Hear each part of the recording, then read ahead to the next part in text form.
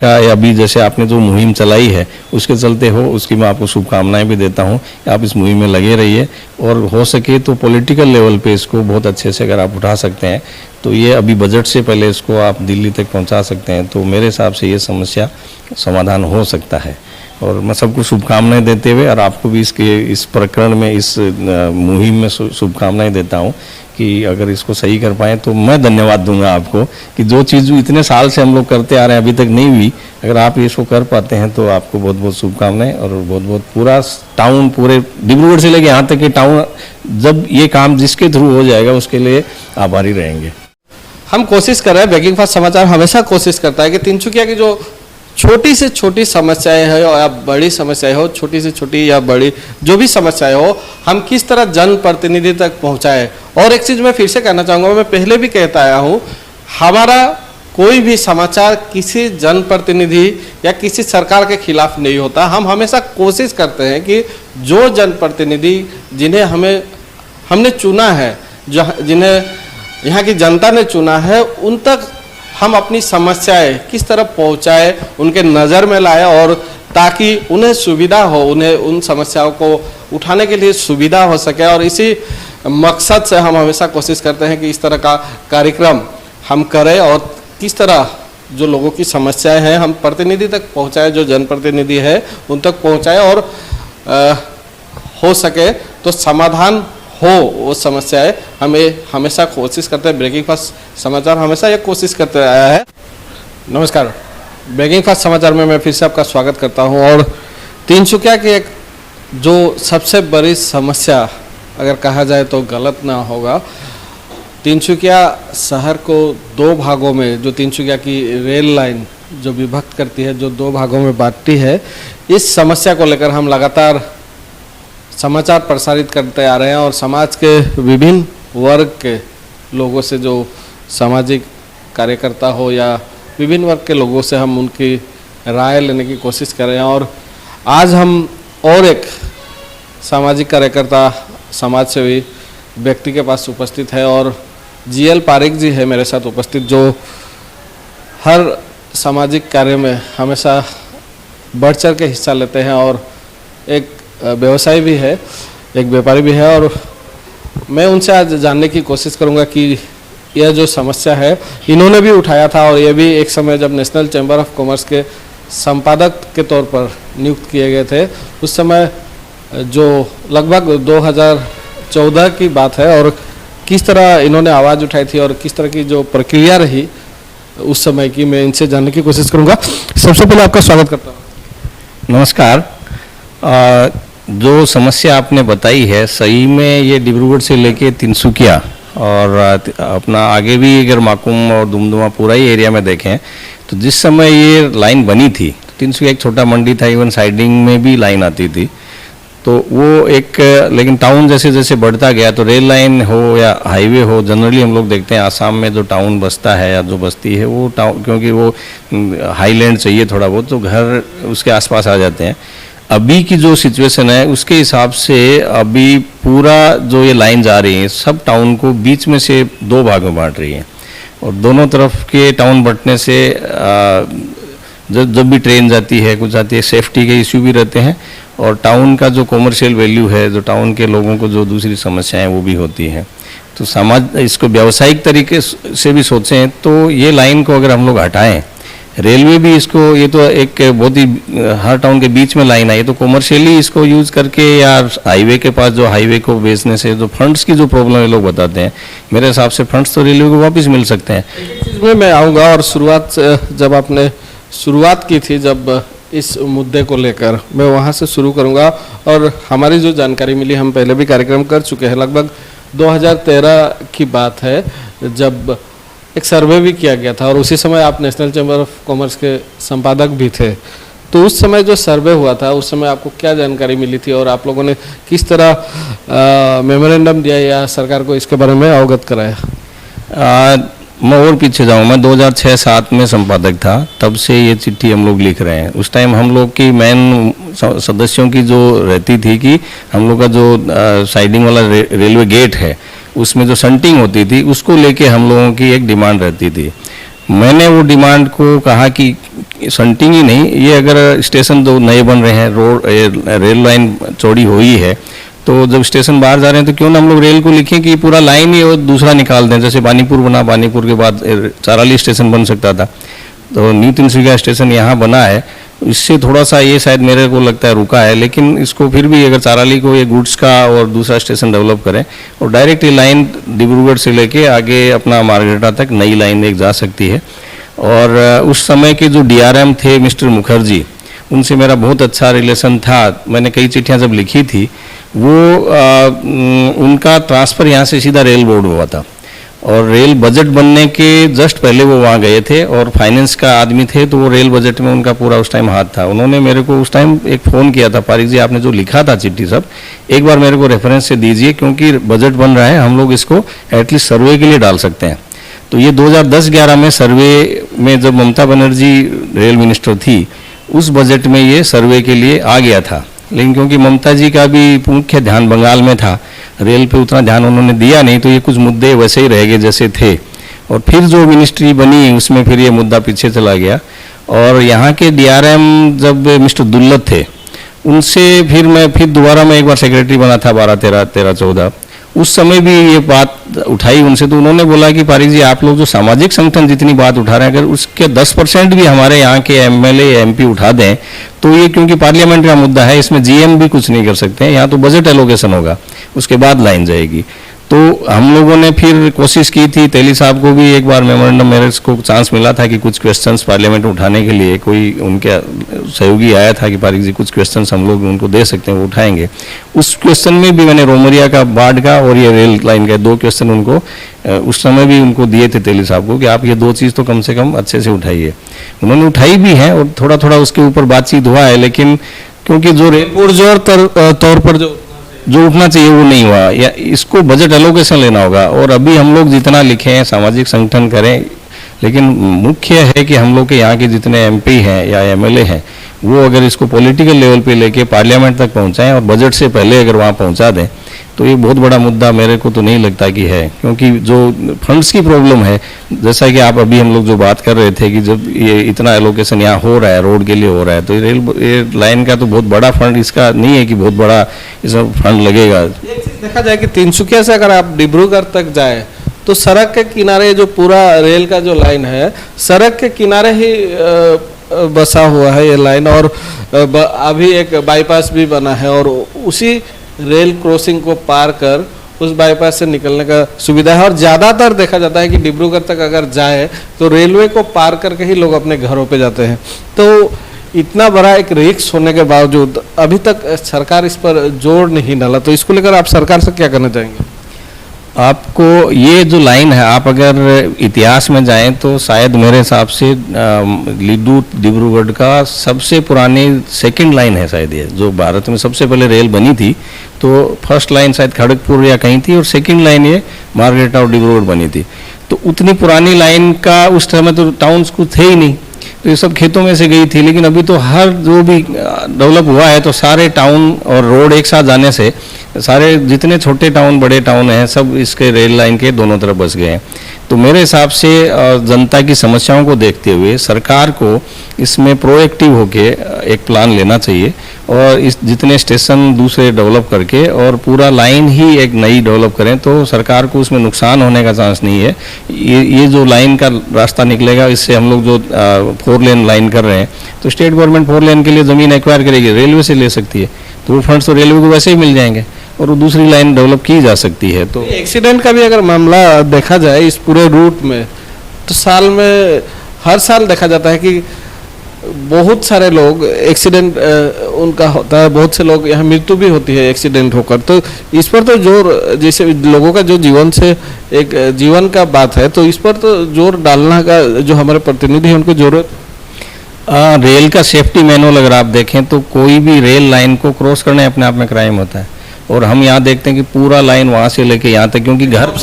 Option नहीं है, दोनों तरफ घर बने हुए हैं। और जो रास्ते थे पुराने, अगर आप देखें राजा के टाइम की राजा अली हो, दूसरे अली हो, सारे को रेल क्रॉस कर रही है। वहाँ क्रॉसिंग भी पे सब जगह गेट बनाना रेल के लिए भी मुश्किल है, इतनी रास्ते क्रॉस करते हैं रेल लाइन को। तो उसके लिए ये, और सेफ्टी के हिसाब से खाली आदमियों को क्यों सोचे आप? आदमी को तो क्योंकि एक बहुत बड़ी हम लोग के एक मानव अगर कुछ उसका मृत्यु होता है तो वो आप सोचिए ना, हाथी मर जाते हैं कई बार, गायें तो अगर उसके बीच में आ जाती हैं तो उसको समझ में नहीं आएगा कि मैं रेल लाइन छोड़ के नीचे जाऊँ, वो उसका मैक्सिमम चांस है कि वो कटेगी। तो अगर आप सारा अगर जीव जंतु को लेके अगर देखें तो रोज़ एक आधा कुछ ना कुछ कहीं ना कहीं आपको इस लाइन पे ये मृत्यु मिलेगी। तो इसको रेल लाइन को एक मानवता के हिसाब से भी, एक जीव जंतु के हिसाब से भी सोच के, प्लस टाउन सबका कॉमर्शियल भी देखें तो रेल को कोई नुकसान होने वाला इसमें लगता है। नेशनल चैम्बर ऑफ कॉमर्स से शुरुआत से ही आप लोग आवाज़ उठाते आए हैं और ये कोई नई बात नहीं है, जो कि आपने जो कहा 2006 से मुद्दा उठाते आ रहे हैं और तिनसुकिया एक वाणिज्यिक शहर के तौर पर इसे जाना जाता है और प्रसिद्ध है और वाणिज्य के क्षेत्र में एक अहम भूमिका है। आर्थिक अगर दिशा हो तो तिनसुकिया का एक बहुत बड़ा योगदान है, असम के लिए हो या पूरे देश के लिए आर्थिक तौर पर एक बहुत बड़ा योगदान रहा है। और इस शहर को अगर रेलवे जो क्रॉसिंग है हटाने से अगर दोगुना अगर डेवलप हो सकता है तो इसको लेकर एक सोच लाने की ज़रूरत है, एक मुद्दा उठाने की ज़रूरत है, या विधानसभा हो या लोकसभा हो, ये आप मानते हैं?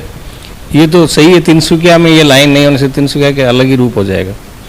तिनसुकिया का जो बीच का रास्ता है इतना बड़ा हो सकता है और तिनसुकिया का जो भी कम्युनिकेशन में, दूसरे व्यवसाय में बहुत अच्छा एक असर तो आएगा। और जितने घर हैं, जितने दोनों तरफ, अब मार्केट एक तरफ हो रखा है क्योंकि इधर लाइन है, मार्केट दोनों तरफ हो सकता है। तो ये तो बहुत ही व्यवसायीकरण के लिए तो एक ये हटने से तो बहुत ज़्यादा फायदा होगा।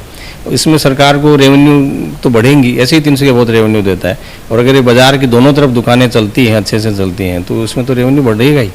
तो इसमें और सुविधा भी होगी। रेल लाइन का अगर इस पार देखा जाए तो व्यापार के लिए अच्छा है, लेकिन अगर उसके उल्टा अगर विपरीत देखा जाए, उसके ऑपोजिट देखा जाए तो रेल क्रॉसिंग के वजह से ही एक अंचल जो तिनसुकिया शहर के बीचों बीच अगर कहा जाए तो गलत नहीं होगा, सिर्फ उस रेल क्रॉसिंग के वजह से ही आज वो अंचल डेवलप नहीं हो पाया है। ये चीज़ आप मानते हैं? बिल्कुल मानता हूँ। जो रेल के इस साइड की दुकानें हैं उनका 10% व्यापार होगा, रेल के जो रोड साइड दुकानें हैं इतना फर्क है। अगर दोनों तरफ की दुकानें रोड पर आ जाती हैं, रोड साइड में रहती हैं, तो व्यापार बढ़ेगा सबका। और एक चीज देखा जाता है कि रेलवे का एक हिटलरी शासन भी हम कहें तो गलत नहीं होगा और हमेशा रेलवे यह बात कहती है कि यह केंद्र की प्रॉपर्टी है और हम जो प्रॉपर्टी में रह रहे हैं राज्य की प्रॉपर्टी। हमेशा दो भागों में बांट देते हैं कि राज्य सरकार का नहीं है या केंद्र का है, लेकिन अगर हम देखें तो केंद्र का भी जो प्रतिनिधि है वो हमसे ही चुन के जाता है और राज्य का भी। तो इस तरह का एक दो भाग करके क्या साबित करना चाहते हैं जो रेलवे के लोग हैं और जो सिविलियन है उनको क्यों अलग नज़र से वो देखते हैं? आप किस वजह से होगा ऐसा आपको? देखिए, भारत एक फेडरल सिस्टम है, ये तो एक डिवीजन किया हुआ है एक प्रशासन के हिसाब से। हम लोग तो भारत के वासी हैं और हम जिस स्टेट में रहते हैं उसके भी वासी हैं। तो स्टेट गवर्नमेंट के अपने कुछ एरिया हैं जिसमें स्टेट गवर्नमेंट देखती है और जो सेंट्रल गवर्नमेंट के कुछ एरिया उसमें देखते हैं। रेलवे, क्योंकि रेलवे सेंटर की एक प्रॉपर्टी सेंट्रल एक्ट के तहत बनी हुई है और सेंट्रल मिनिस्ट्री के अंडर में है, लेकिन इसका मतलब ये तो नहीं कि रेलवे कोई दूसरी जगह से आ गई। हम लोग की गवर्नमेंट, भारत यूनियन गवर्नमेंट, हम लोग की स्टेट गवर्नमेंट है। और जहाँ तक प्रॉपर्टी का अगर उसका एक्वायर करने का जो है कि हाँ इसमें सेंट्रल फंड है, इसमें स्टेट फंड है, तो जहाँ स्टेट का हाईवे होगा तो स्टेट NHAI पैसा देगी, रेल को देगी। जैसे अगर एक्वायर करती है NHAI किसी भी प्राइवेट आदमी से तो उसको कंपनसेशन देती है। ये रेल की लाइन है तो रेल को दे देगी, तो वो फंड तो रेल के पास चला जाएगा। रेल को कहीं इसमें फाइनेंशियल नुकसान होने का तो कोई चांस नहीं है। उल्टा मेरे को लगता है क्योंकि टाउन के बीच बीच से कॉमर्शियल जगह हैं तो उनको तो रेल को हो सकता है कि और ज़्यादा पैसा मिल जाए जितना नई लाइन में बने लगेगा। हाँ, रेल को ज़मीन एक्वायर करने में हो सकता है थोड़ा बहुत दिक्कत आए, तो वो वहाँ स्टेट गवर्नमेंट का उनको हेल्प लेना चाहिए कि आपको हम ये जगह आपके हाईवे के लिए दे रहे हैं, आप उधर दूसरी जगह हमको रेल के लिए दीजिए। क्योंकि ज़मीन का एक्वायर में हो सकता है कि थोड़ा टाइम लगे, वो चीज़ें हम लोग आसाम में देखते भी हैं। लेकिन आजकल इतने दिनों में जितने हाईवेज नए नए बने हैं कहीं तो बहुत दिक्कत नहीं आई। मैं जानना चाहूँगा जो हाईवे का जो आपने बात जो कही और जो ये सरकार है, जो बीजेपी की सरकार है, इसने हाईवे का एक जाल बुनने की कोशिश की है जिससे कि डेवलप हो सके। सड़कों का निर्माण हुआ है, सड़कों का जाल बनाया गया है कि जितना आसान हो सके व्यवसाय वाणिज्य के क्षेत्र में हो या आने जाने के जो क्षेत्र में है या ट्रेवलिंग के क्षेत्र में हर चीज में सुविधा हो। और ऐसे एक सिचुएशन में जब केंद्र सरकार इस तरह की भावना रखती है कि चारों तरफ डेवलप हो, सड़कों का निर्माण हो, उस समय अगर इस रेलवे की प्रॉपर्टी के या रेलवे का जो लाइन है, इस रेल लाइन में ज़्यादा इसे ट्रेनें का आना जाना भी नहीं है, उसकी वजह से अगर डेवलप में बाधा होती हो तो ये बाधा तो हटनी चाहिए। नहीं, इसमें देखिए मार्गरेटा से कोयला जा रहा है, लाइन तो रेल को चाहिए क्योंकि कोयला इतनी भारी वस्तु है जो रेल से ही जा सकती है, तो इसलिए रेल लाइन अलग से निकाल सकते हैं। सीधी रेल लाइन अभी जैसे बोगीबील से डायरेक्ट अगर ये मार्गरेटा को जोड़ दें तो हम लोग के सारे टाउन अलग हो जाएंगे। बोगीबील का जो रास्ता है वहाँ से अगर सीधा ये लाइन लेके अगर वो जैसे सर्वे में जो मेरे को सर्वे का कॉपी ऐसे हम लोग के पास नहीं थी कि कहाँ से कैसे सर्वे हुआ था 2011 में जो हुआ, लेकिन अगर वो वानीपुर का जो स्टेशन है या बोगीबील का ही जो ब्रिज से सीधी लाइन लगा जोड़ के अगर लीडू तक दिख रहे हैं तो रेल को तो उल्टा एक तो टाइम बचेगा, इतने छोटे छोटे टाउन के बीच में से जो ट्रेन जा रही है, जो ट्रेन की स्पीड भी कम हो रही है, उससे भी तो रेल को अगर लॉन्ग टर्म में देखा जाए तो कुछ तो फर्क पड़ता होगा। तो सारा चीज़ अगर सोचें तो रेल को ये लाइन हटाने से रेल को भी फायदा है और हम लोग जो रहने वाले हैं यहाँ के जो निवासी हैं उनके लिए तो ये एक वरदान साबित होगा कि अगर ये रेल लाइन यहाँ से हट जाए तो टाउन का भी विकास होगा, टाउन का सौंदर्यकरण भी बहुत अच्छा हो सकता है। आज तिनसुकिया की सड़क इतनी छोटी हो गई है, जो मेन हाईवे जैसा ही है बीच का जो निकल रहा है, अब उसमें खाली रेल से ही नहीं, वो रोड पे भी एक्सीडेंट इसीलिए होते हैं कि वो रोड छोटी होगी, उसको एक्सटेंड करने का कोई जगह नहीं है। तो ये दोनों चीज़ के लिए ही अच्छा है, स्टेट गवर्नमेंट के लिए भी अच्छा है, सेंट्रल गवर्नमेंट के लिए भी अच्छा है, और कोई इसमें फंड्स वाली बात तो मेरे को नहीं लगती। अगर ढंग से लास्ट जो इंटरव्यू लिया था मैं मनोज बजाज जी का लिया था और उसमें उन्होंने डॉक्यूमेंट भी दिखाया था, रिप्लाई भी मुझे जो सर्वे का दिखाया था 840 करोड़ रुपए उसमें उल्लेख था, 840 करोड़ रुपए जो सर्वे के लिए जो सर्वे में दिखाया गया था, एक बजट उस समय दिखाया गया था। और उसके बाद और एक चीज़ उन्होंने जो डाटा दिखाया सरकार की तरफ से, जो एक डाटा दिया गया है कि फंड इतना अवेलेबल नहीं है, चाहे इस तरह का व्यवस्था नहीं है, इसीलिए जो स्टेट गवर्नमेंट है, स्टेट गवर्नमेंट इस मुद्दे को देखे। तो ये एक दूसरे पर काम जो है, जो समस्या है, ठेलने का विषय आपको लग रहा है? देखिए ये 840 करोड़ कोई बहुत बड़ा फंड नहीं है। जैसे जैसे जो योजनाएं अभी आ रही हैं, डेवलपमेंट की योजनाएं आ रही हैं, इवन रेल टेल का जो ये केबल जो जा रहा है उसमें ही खर्चा कर रहे हैं लोग। वो केबल वो लाइन अगर नई बनती है तो कॉमर्शियली तो रेल को कोई नुकसान नहीं है, ना स्टेट को कोई नुकसान है। स्टेट को जो जमीन एक्वायर करनी है वो रेल वाली ले लें। केंद्र सरकार अगर कहती है कि केंद्र सरकार के पास फंड नहीं है, ये स्टेट गवर्नमेंट देखे, तो ये किस तरह का मतलब सोच रखती है केंद्र सरकार? क्या यह काम करवाना चाहती है राज्य सरकार से या अपना पल्ला झाड़ने का काम कर रही है केंद्र सरकार? आपको क्या लगता है इस विषय में? मेरे नॉलेज से तो रेल लाइन का जो डेवलपमेंट हो केंद्र सरकार का ही काम है। केंद्र सरकार रेल ही एक्वायर करती है, रेल की जमीन रहती है, उसमें तो स्टेट गवर्नमेंट का कुछ नहीं। स्टेट गवर्नमेंट हेल्प करती है कि वो जमीन को एक्वायर हो, उसमें कोई लॉ एंड ऑर्डर की समस्या नहीं आए, उसमें किसी का कंपनसेशन नहीं मिला तो वो सरकार मतलब मान के चले पल्ला झाड़ने का काम कर रही है केंद्र सरकार। हाँ, अगर इसको नहीं करे तो इतने साल से अगर ये चीज को तो कभी भी इतने प्लान आ रहे हैं अभी और रेल लाइन इतनी एक्सटेंशन हो रही है, इसको जब डबल लाइन किया था उससे पहले हम लोग लिखने की कोशिश कर रहे थे कि इसको जब डबल कर रहे हैं तो आप दूसरी जगह बना दीजिए सारा ही। लेकिन ये थोड़ा ब्यूरोक्रेटिक उसमें फंस गया, या कोई हो सकता है उस टाइम के पॉलिटिकल कुछ प्रेशर ऐसे दूसरे रहे होंगे कि इन्होंने होने नहीं दिया। सामाजिक तौर से ये डिमांड बहुत पहले से, जैसे मैं बताया 2006 से तो मैं ही उठा रहा हूँ। जब भी मैं कोई भी पोस्ट में अगर चैम्बर में रहा या एएमओ में रहा तो मैंने मेरी तरफ से लिखा है, और भी बहुत लोग लिख रहे हैं जहाँ भी जो यहाँ का प्रशासन है, प्रशासन के द्वारा भी जानकारी दी गई है। हाँ, प्रशासन को हम लोग जितनी भी चिट्ठियां लिखे प्रशासन को भी दी हैं और प्रशासन ने भी अपनी तरफ से फॉरवर्ड की हैं। जैसे यहाँ का जो ये डेवलप हुआ था आपका पार्किंग वाला, मीनाक्षी सुंदरम साहब तो डीसी थे, उन्होंने रेल डीआरएम से बात की, और वो क्योंकि ब्यूरोक्रेट से अगर डायरेक्ट फ़ोन पे बात कर लेता है तो वो जो कागजी लिखालाखी बहुत कम हो जाती है। उन्होंने सीधा बात किया और दोनों आदमी बैठे, एक साथ बैठे, फट से एक वो निकल के आ गया, वहाँ से एक पार्किंग डेवलप हो गई। तो करना चाहें तो ऐसा कुछ भी नहीं है,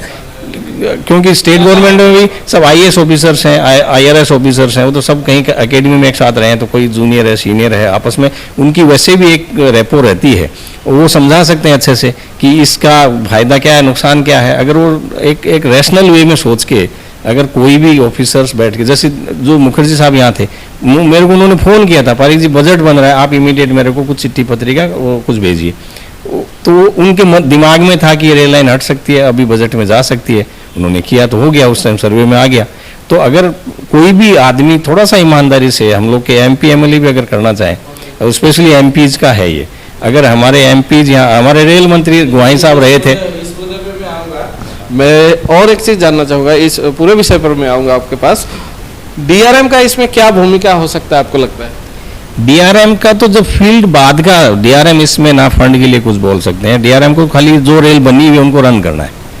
DRM उनको बता सकते हैं कि इस रेल से हम लोग को एक्सीडेंट की समस्या हो रही है, हम लोग को सेफ्टी की समस्या हो रही है, हम लोग के पास डिमांड आ रही है, क्योंकि हमारे सामने DRM ही है। हम लोग उनको लिखेंगे, DRM हमारी चिट्ठियों को आगे भेज सकते हैं, हम लोग को लाइन बता सकते हैं कि आप कैसे जाएं। जैसे मैं आपको बताया, दुल्लत साहब बोले कि आप इसको पॉलिटिकली पार्लियामेंट तक भेजिए, क्योंकि हम लोग लिख देंगे। GM के पास भी ऐसा पावर नहीं है कि वो लाइन बना दे, ये तो बजट में एलोकेट होती है लाइन बनना। हम लोग जो प्रतिनिधि है उनकी बात मैं करना चाहूँगा आपके साथ। रेल मंत्री भी यहाँ से हो चुके हैं, जो गोहाई थे वो भी रेल मंत्री हो चुके हैं, और इस बार देखा गया है कि बीजेपी का जो सरकार है, नॉर्थ ईस्ट में इस बार अगर केंद्रीय मंत्री की जो संख्या है सबसे अधिक है, और यही एक मौका है, अगर जो प्रतिनिधि है अगर आवाज़ उठाते हैं तो शायद ये समस्या समाधान हो सकती है। तो ये प्रतिनिधियों से क्या आप आह्वान करना चाहेंगे, और पिछली बार जो रेल मंत्री होने के बावजूद ये मुद्दा नहीं उठा, उसका कारण क्या आप मानते हैं? मैं दो बातें आपसे एक साथ जानना चाहूँगा। अभी जैसे हमारे जो स्थानीय MP हैं, श्री तेली जी मिनिस्ट्री में भी हैं, और उनको फूड एंड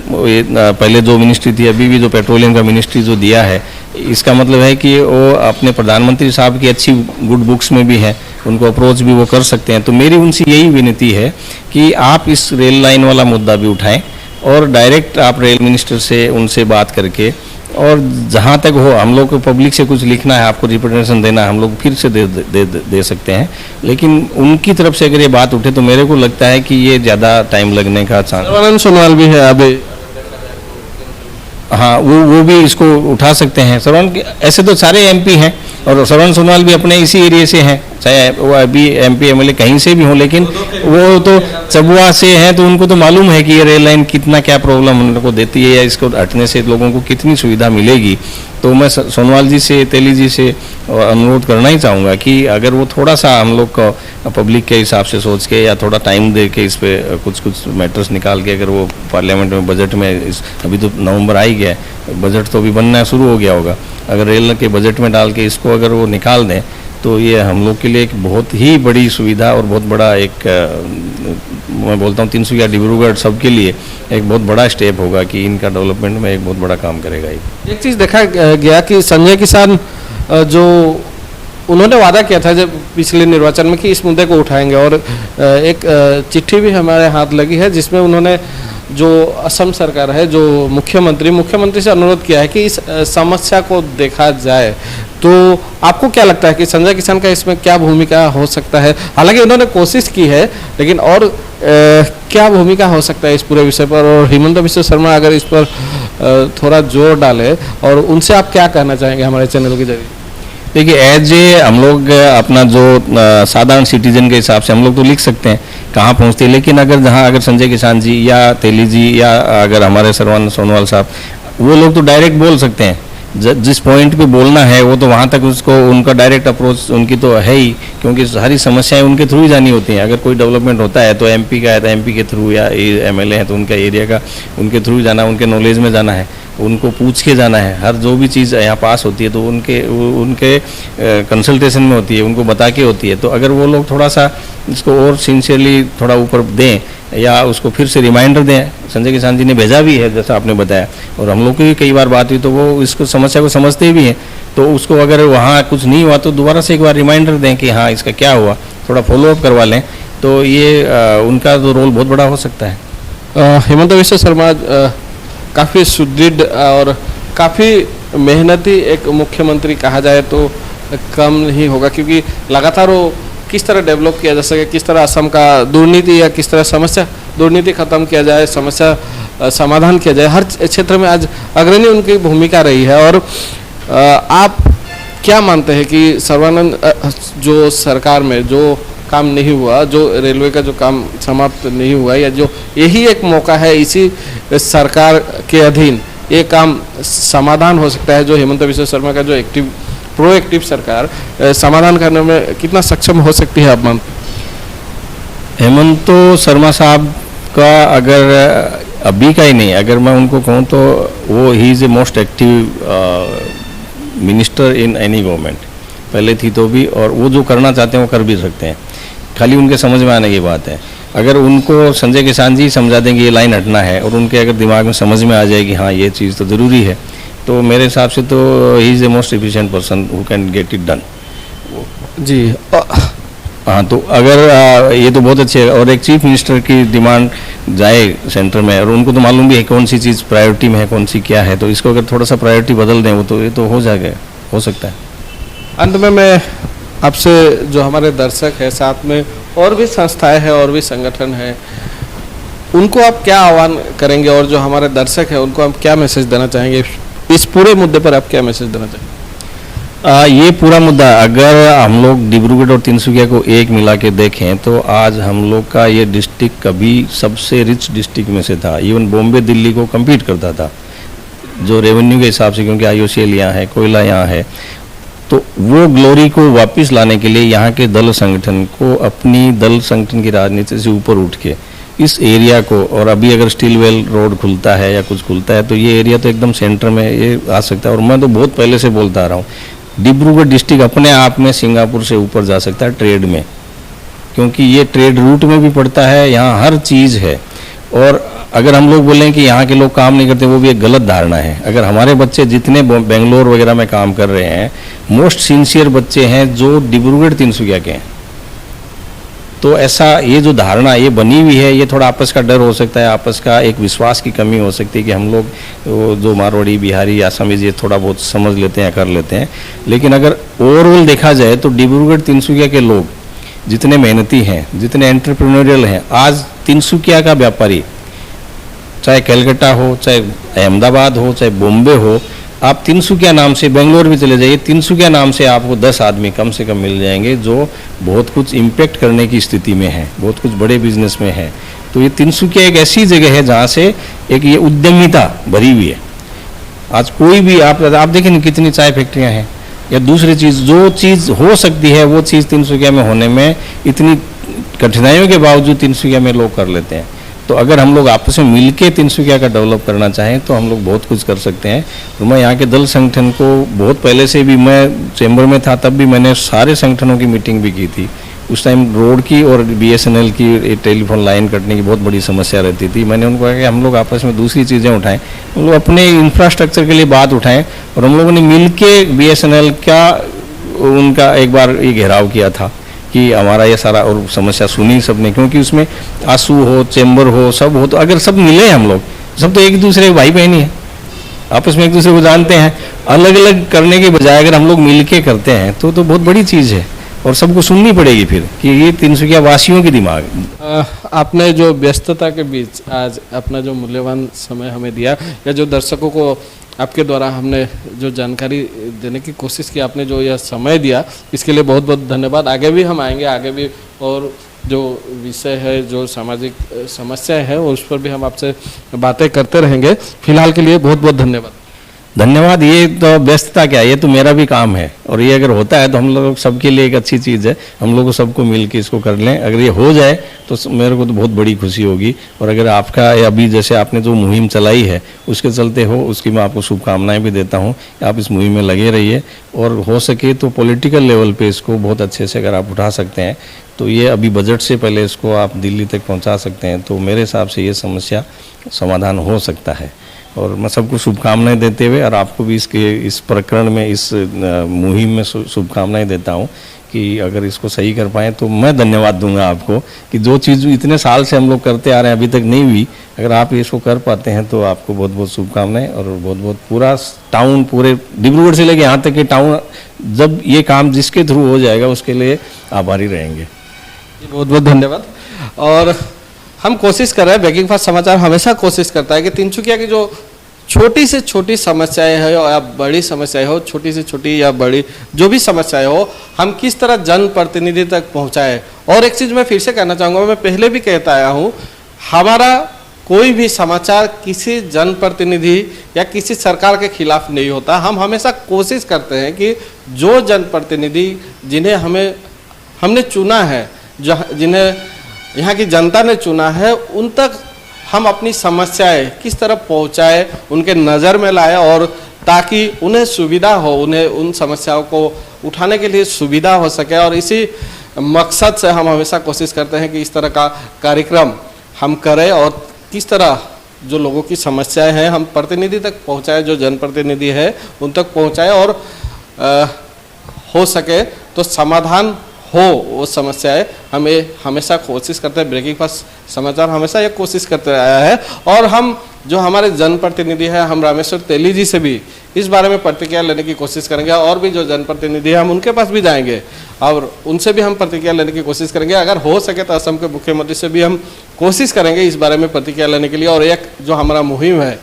जारी रहेगा जब तक यह समस्या जो हमारे सरकार है, जो केंद्र सरकार है, उनके नज़रों में नहीं आता, यह हमारा मुहिम जारी रहेगा। हम आगे भी और एक विशेष व्यक्ति को आपके समक्ष लाएंगे और एक विशेष व्यक्ति से उनकी इस पूरे विषय पर क्या बात है या उनका क्या कहना है हम अब तक पहुंचाने की कोशिश करेंगे। आप देखते रहिए ब्रेकिंग फास्ट समाचार।